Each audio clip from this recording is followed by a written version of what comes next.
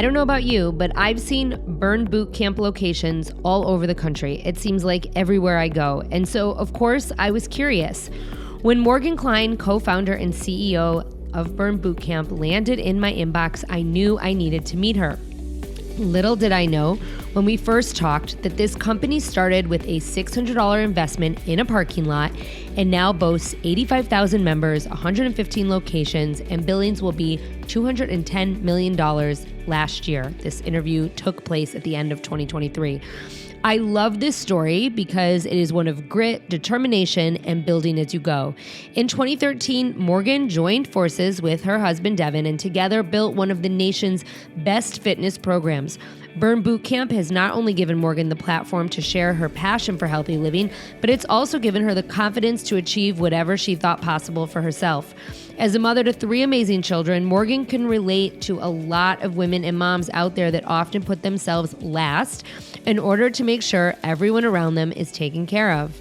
Sound familiar? Having a place like Burn Bootcamp allows women to feel confident, empowered, motivated, and stronger than ever.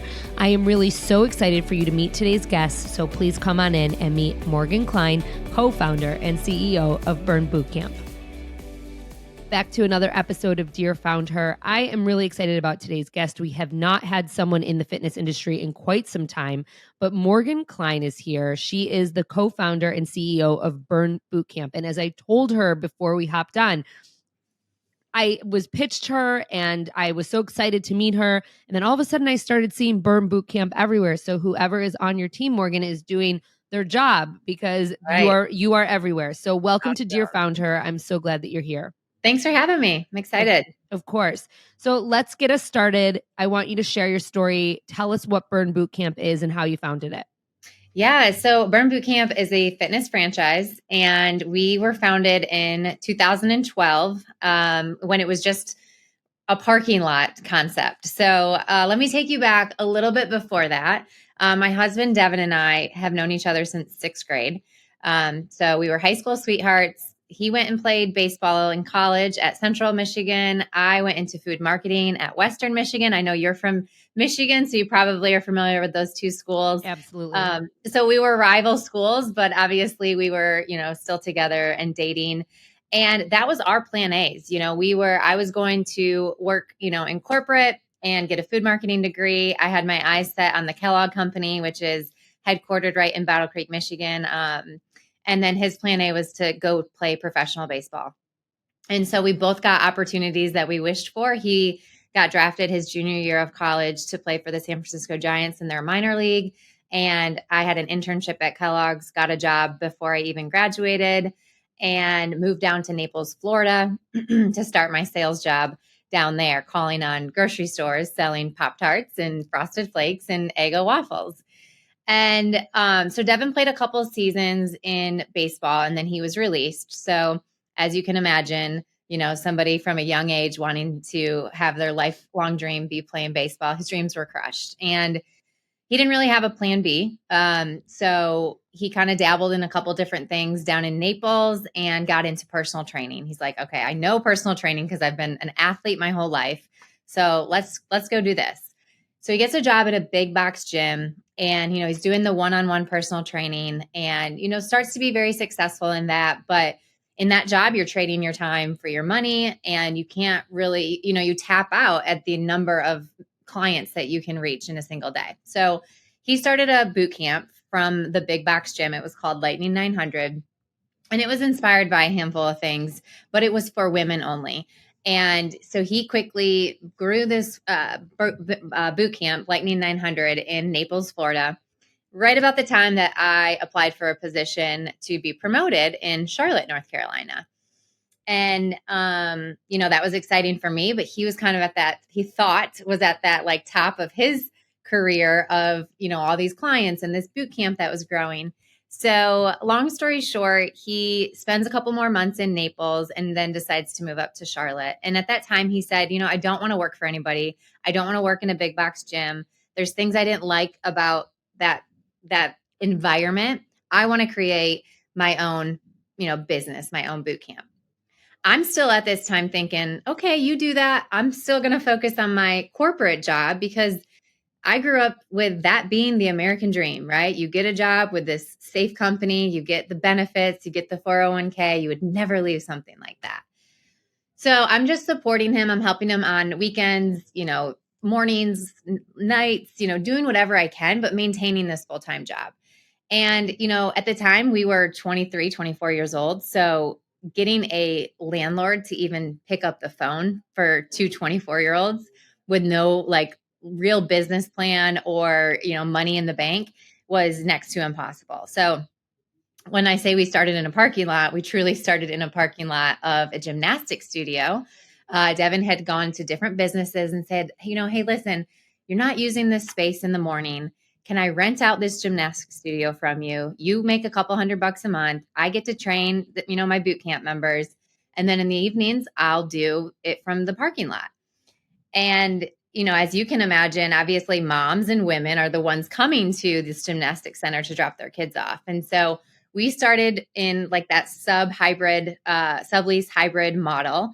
And we were Charlotte's fit community of moms. And a lot of that was because we knew we wanted to do something different than what everybody else was doing, which was co-ed or, in a gym, in something that was, using technology. And we wanted to create a space that was safe for the woman, because if we want to truly impact and have change on health and fitness, we believe that's through the mom and through the woman in the household. They're the ones buying the groceries. They're the ones leading their kids. They're the ones influencing their spouses or their partners. And so that is really why we doubled down initially on women and mothers. And so we also offered free child watch, into the gymnastics studio. So that one space turned into 5 other spaces in the Charlotte market. I quit my job at Kellogg's, which was a huge leap of faith for me. Like I said, that was the plan A.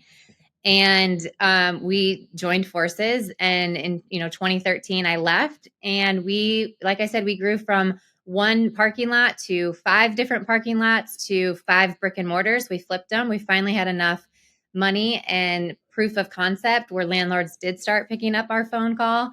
And so we were running 5 gyms, and we thought that was great, for us. And we were like, okay, we can do a couple more in the Charlotte market, and we'll just build out in the Charlotte market. And we started getting approached with Burn Bootcamp has transformed my life. It's changed my life. I have confidence. I have this identity back.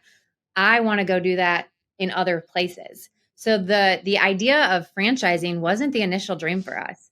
It was for us to just build our own, network here in Charlotte. And so when we started to get approached with those kind of questions of how do we join forces with you guys and do this, we were like, now we need to look into franchising. So in 2015, we became a fitness franchise, and we sold over 150 territories in our first 18 months.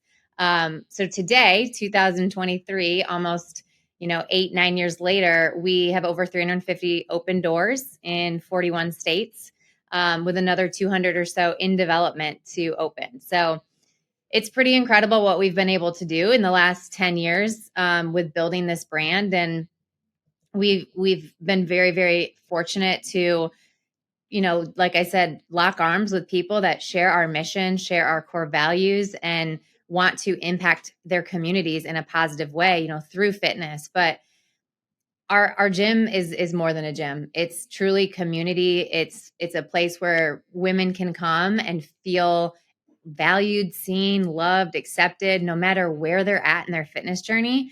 Whether that's you just had a baby and you're coming back for the first time, or maybe you haven't worked out in 10 years, or maybe you are an ex-athlete and you're missing that camaraderie and that team environment and that challenging workout. So our workout is designed for all fitness levels, and we train our trainers across the country to be able to modify and to mod up and mod down based on the needs of every single member. So first and foremost, congratulations. I mean, Thank it's really remarkable what you've built. And of course, I obviously have so many questions, but the first one is when you quit your job, and I'm trying to do this chronologically. When you quit your job, that's a very big step that many founders have to take. And there's kind of this moment you're like, should I, shouldn't I? Like, what do I do? So I'd love for you to talk a little bit about like when was the right moment to do that and Mhm. how you felt in doing it. Yeah. Great question, because it wasn't something that I decided overnight. I was still working my 40-hour week job, but I had also gone and got my personal training certification. I started to train in the mornings and the nights on Saturdays. So it was a side hustle for me for about 8 to 10 months, because I was still like, I'm not going to leave this safe job. But then for me, I was getting pulled and pulled into this fulfillment of what I was doing on the side hustle that I no longer was getting in my everyday job. And I'm a big believer of definitely taking risks on yourself, but I'm also a believer of doing it with a plan. So I started to save up the money that I knew I wanted to have as like a safety net, to say, hey, if things go wrong on me leaving my job and betting on myself and betting on Devin, I want a little bit of a safety net of what can I go back to. So I always believe that, jumping and building the plane is great, but you also need to do it, with some thoughts and logic behind it. So stepping away from my job was a huge deal. The biggest thing that I had to overcome was what my family was going to think and what other people were going to think. Because I had the belief, but I still had some doubt of like, are they going to be disappointed that I went and got this college degree, went and got this really great job, and now I'm kind of abandoning that and doing this over here. Thankfully, I was welcomed, and supported by all of my family. But again, that was what I had to overcome, in myself, was just how much I cared about what other people thought. And then once I did it, it was a very freeing feeling, to be able to design my life and to be able to do things that truly fulfill me. And ever since that day, work has never felt like work. It just hasn't. It's been a part of my life. It's been how I've integrated my life with my children. Burn is the legacy that I'm building. And whether you are building your own brand or you're working for a brand, like what you do every single day is just building legacy. And so make sure you're doing it in alignment with how you want to leave the earth. And that's just something that I feel very lucky to have Burn to carry on my name.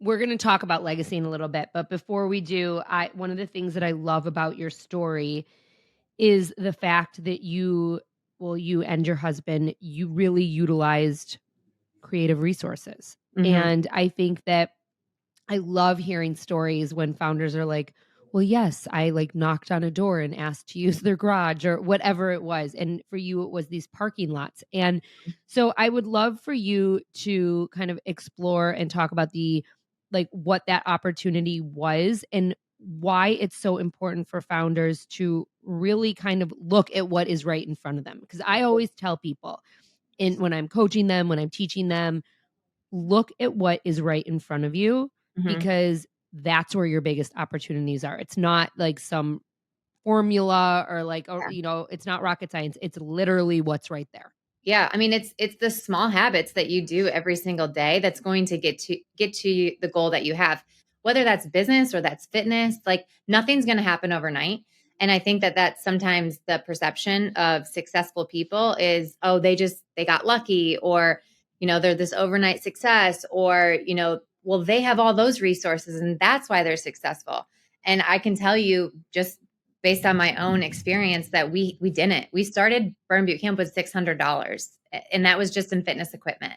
And so when you talk about what's right in front of you, it's like, what can you do every single day that's going to get you closer and closer to your goal? And for us, that was leaning into our community and doing things in the community and getting out and actually belly to belly talking to people, talking to businesses, and Devin and I did all of it. We didn't have the resources to hire people the way that we do today. So I have almost worked in every role of the company all the way up to CEO, right? I've been the marketer. I've been the one that runs payroll. I've been the janitor of my gym. I've been the trainer. I've been the Burn ambassador. I've been the operations manager. So for me, not everybody needs to do that, but when you don't have the resources, you have to get resourceful. You've got to be willing to wake up every single day and be like, what do I not know that I need to learn today? And then what is in my control that I can go out and do to move move this brand forward or move this business forward one more step towards my goal. So you talked a little bit about marketing and resources, and that brings me to my next question, which is, how did you originally get clients, and how do you get clients now? I mean, Yeah. what does that look like? Yeah. So in the beginning, I'll say that Facebook and Instagram weren't how they are today. Digital marketing was completely different. So it was more about the email list. So Devin is actually the marketer of the two of us. I'm so operationally focused, and he is very much a visionary and a marketer. So his mission every single day was to make sure he did not go to bed without 10 new email contacts, because it was all about the email list. But we also were very big on community events. So every weekend you saw us popping up a booth outside of the grocery store, or going to a health expo, or flyering cars in the Target parking lot. He also emailed every single news outlet to try to get on a morning show, or to try to have a 30-second segment on a local news, show. So it was a lot of guerrilla marketing in the beginning, because number one, we didn't have a lot of money to spend from the digital space aspect, and it wasn't as big as it is today, Facebook and Instagram and TikTok. So it was very much a guerrilla marketing strategy. Now we still encourage that with our franchise partners when they're entering new markets, or when they're in markets. There's a spend that always needs to stay digital, for top of the funnel, just to get that attention. But then the best leads and the warmest leads come from the people that you're out talking to, right? So how do you get into schools? How do you get into, hospitals? How do you get into community centers? How do you get your name out there where people actually see a face to the name and to the business? Because franchising, although it's a national brand, it's a small business. These franchisees are small business owners that are part of their communities. And so the best way that you can, get people to know, like, and trust you is to actually be out there with your team, adding value for no exchange of money. That's a big thing that helped us grow, is we gave away so much content for free. YouTube channels, we'd go do things with no money in return, because there's always goodwill that comes back of doing all of these things that don't necessarily have a dollar ROI.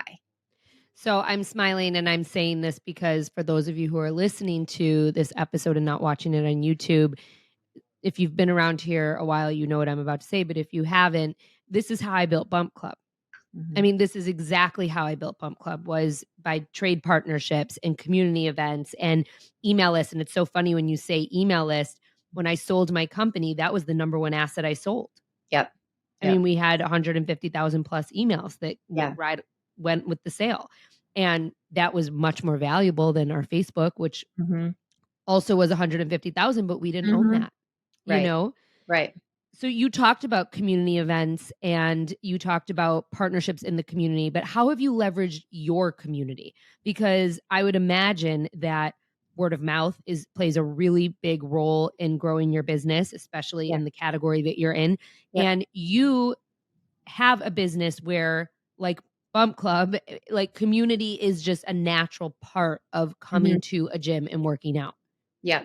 Well, if you think about really my business now, which is franchising. Right. And we're going to talk about that in a second. 80% of our franchise partners, our franchisees, come from within my system, right? So they were a member first, or they interacted with this brand in a way that moved them to say, I want to own one of these. So that says a lot about the strength in our culture and our community.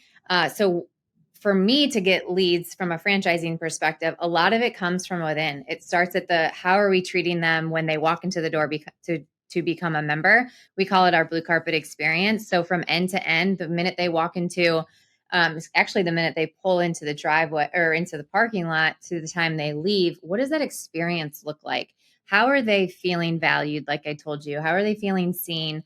What are the little touch points that they're not getting anywhere else or at any other business that they may experience in that day? And so for us, it's always about the experience and how we're building community within the gym, but also outside of the gym. So we're encouraging all of our gyms to, host events that aren't about just working out. It's just about networking, getting together, supporting one another, getting to know not just your member, but your member's kids and your member's spouse and your member's, partner and things like that. I think I mentioned we have free child watch. So that is something that has been a big differentiator for us in the market. If you stack us up to other boutique fitness franchises, we spend the money on that square footage because, again, of who we want to serve and who we've served since day one. We're very authentic to who we are and who we want to serve. And it started with women and moms, and it it has evolved to that. So now I'm seeing families come and work out, husbands and wife reconnecting over fitness. So I don't know if I answered your question there, but I would say that it's all about building the people that you have the attention of. It's about building more value into their lives and making them feel like they're part of something. So we've talked about you building the foundation of Burn and how that's kind of played out. But what was the moment that, and when was the moment, and what happened that you were like, we're going to franchise this instead of opening up our own locations? Yeah, I honestly, I will say it was enough people coming up to Devin and I and asking us the same question of how can we do this? So originally we licensed it to two people. Licensing is different than franchising, but similar as well. So we did license it to two people here in the local market. But again, then once we got more and more people asking us, we started consulting with some other, some people that have been in franchising. And we were like, okay, this is the way we want to go. So then from that point, it took us about 8 to 10 months to build our documents, build our FDD, put the operational processes together, and then finally become a franchise. What would be like 3 pieces of advice that you would give to someone who wants to scale their business through franchising?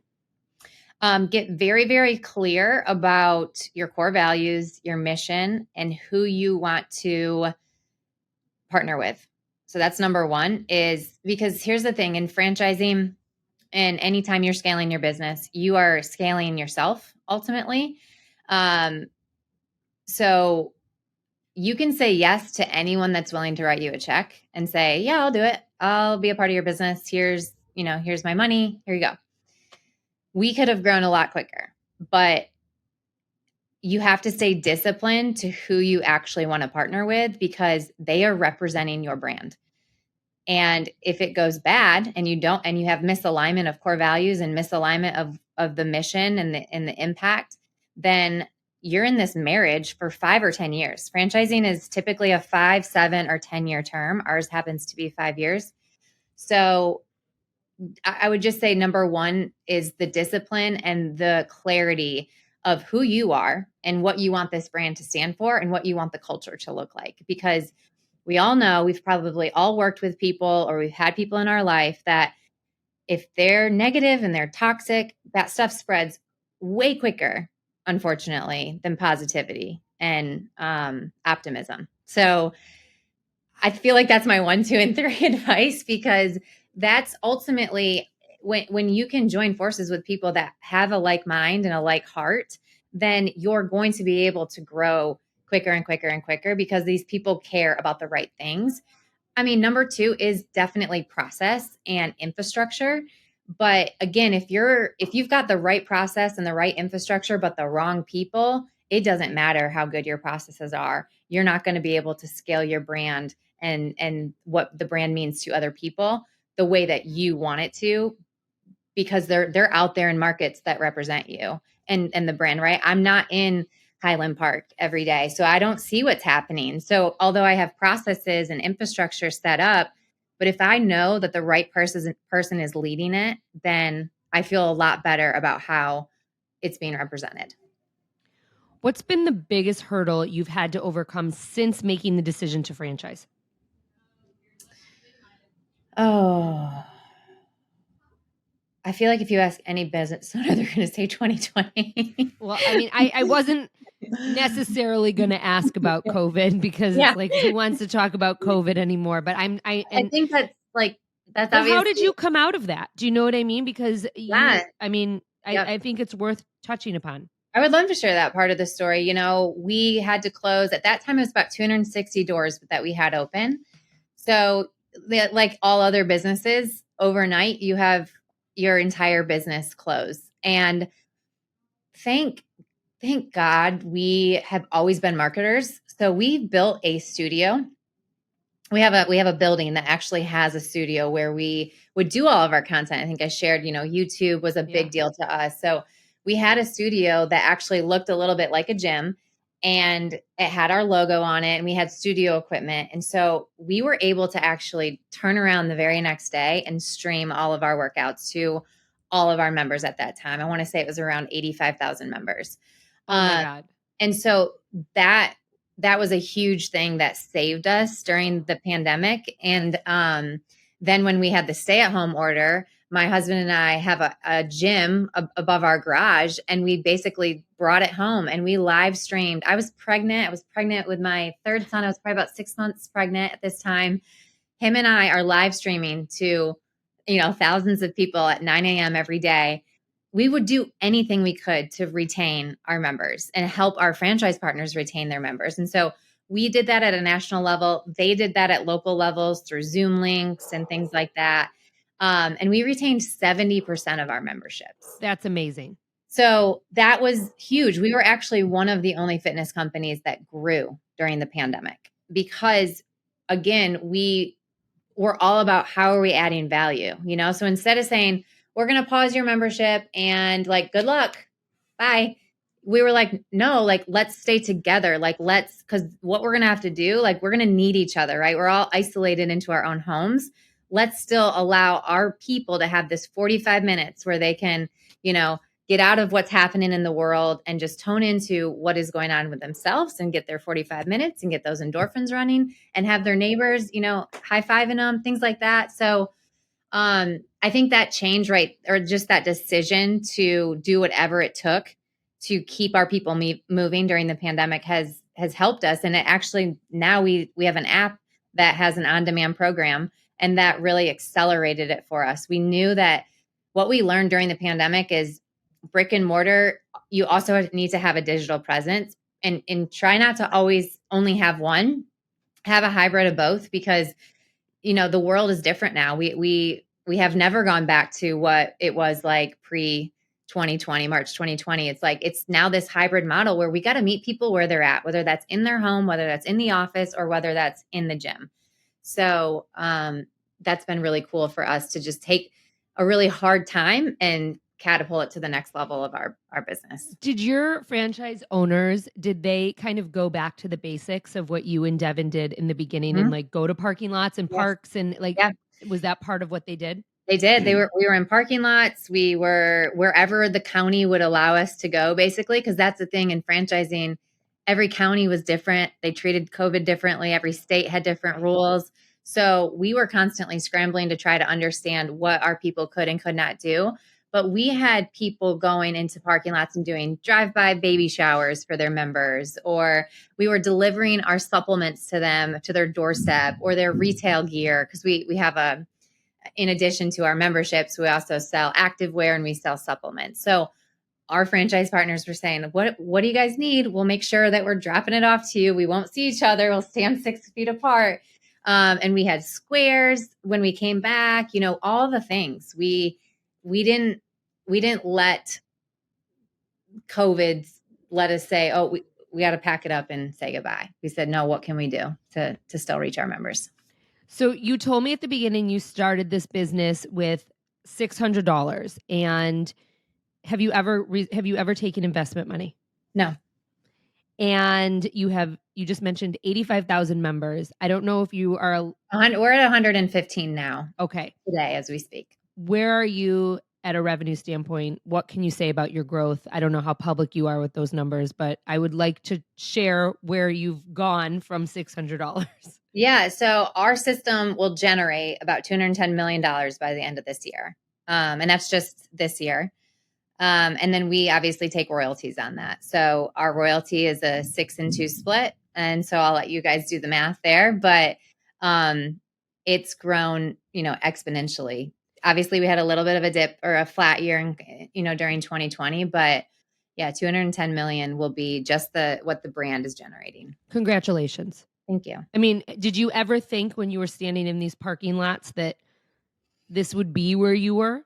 No, it really wasn't. I got to say, I'm someone who doesn't always think the big picture or the big dreamer. I think it's because I have a partner that is such a visionary, like on every level. And so I think that like I kind of let him guide me of like, where are we going? And I always think it's like this crazy idea.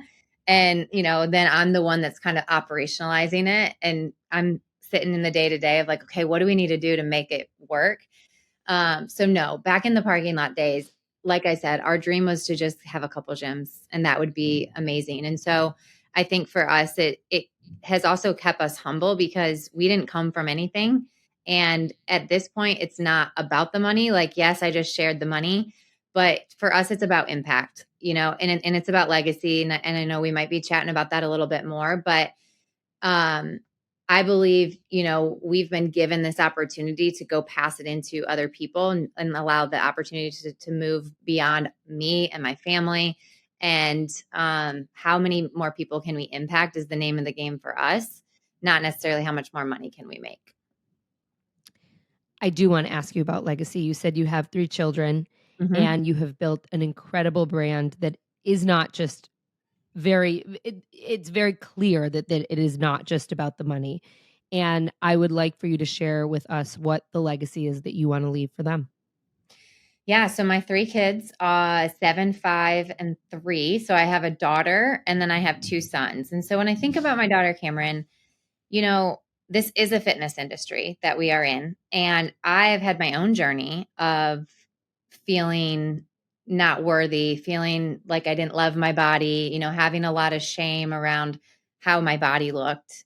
And I know I'm not alone in that. So part of my legacy is how do I not just instill the self-love in my daughter, but in every woman and daughter out there, and men too. Like I know that boys and men can also struggle with this, but growing up, I felt like I was surrounded by, what you needed to look like, right? 6 packs and toned arms and all of those things. And when I stepped into the fitness industry as a personal trainer, I I went to an extreme to try to look that way, like so bad. I underate, I over exercised, my mental state was terrible.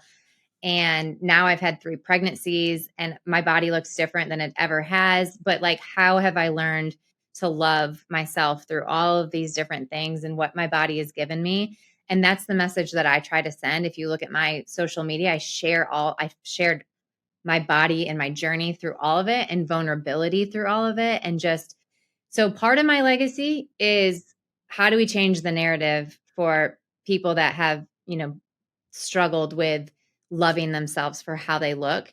But then, of course, there's a legacy of just impacting families and impacting somebody in a positive way and teaching my children that we are going to work hard to serve other people. And in return, we're going to get things back, right? But it's all about how do we build platforms and how do we take these opportunities and put them to good use and just make people better and make the world better. I love that.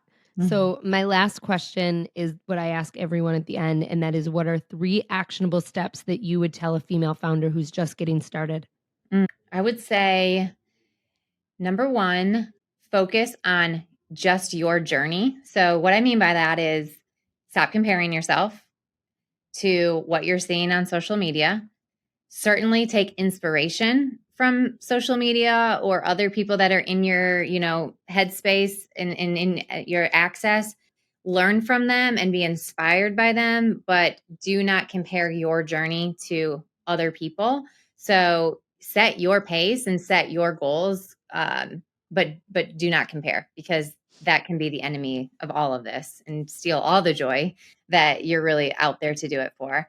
Number 2, I would say get really clear on who you are and how you want to build what you have. And I've shared that a little bit already, but authenticity is one of my core values, and it's one of the company's core values, because I think we need to be someone we're not at times when we're founders or CEOs or owners of a business, or we're in a fitness franchise or whatever it is to you. But really just be who you are, and that's going to attract the right people. And when you're not who you are, you're going to end up attracting the wrong people, and that's going to come and bite you in the butt later on in life. So just be really clear of why you're doing this, who you're doing it for, and who you want to be when this is all said and done. Number 3, I would say, well, I want to kind of give this advice to someone if they are also, maybe they have kids or they're mothers. And so I think mom guilt is the biggest question I'm always asked about, or how do I balance it all? And so my advice to anyone that's, looking to found a company, and you are also, building a house or a home with children, is start to integrate it. Start to show your kids what you're doing and why you're making certain sacrifices, and show them how it's impacting other people, and make them a part of your career as much as you can, because otherwise they just won't understand. And the lessons that you're trying to teach your kids will likely be harder to really come through, because there's too much of a separation. So I'm a big believer of integrating your work with your home, and also, having boundaries. But mom guilt comes in when we think we have to be everything to everybody. And so just setting your priorities, but also making sure that you're integrating, and knowing that when you're not with your kids, you're still making a really, really great impression on them, because they're watching everything you're doing, whether you're there physically or you're not. But you got to share what you're doing when you're not with them, so they actually know and can learn from you. Morgan Kline, co-founder and CEO of Burn Bootcamp, thank you so much for sharing your story and all of your knowledge and wisdom with us. This has been such an amazing conversation, and I cannot wait to share it with our community. Thank you so much for having me. So in case you missed it, we'll be closing out each episode of 2024 with our number one takeaway from our conversation. Morgan Kline had so many, but my number one takeaway from today is that you can't let money be your guiding force. When you love what you do and you're passionate about what you do, the money will come, and it certainly did with Burn Bootcamp. Thank you to Morgan for being here today, and thank you to all of you for joining our conversation. We have been getting so much love for season 3, and especially for our episode with Adriana Carrig from Little Words Project, our 200th episode. One of our listeners, Jay Rivel, said, "Your conversation was fantastic, so easy, productive, and inspiring. Loved it. An extra love that I just discovered the Little Words Project a couple weeks ago and have been obsessing about my new bracelets. I love knowing the origin." So if you liked today's conversation, I would love it if you left a 5-star rating and a review so that others can find this episode and Dear Found Her. All you have to do is go to ratethispodcast.com/Dear Found Her, or click the link in the show notes to leave a review wherever it is that you listen. If you know someone who we should meet, send them our Meet a Founder link in our show notes. We'll introduce them to our community on our social media and on our website later this year. But for now, I want to thank you for listening and thank you for being here. Have a great rest of the week, and we will see you on Tuesday.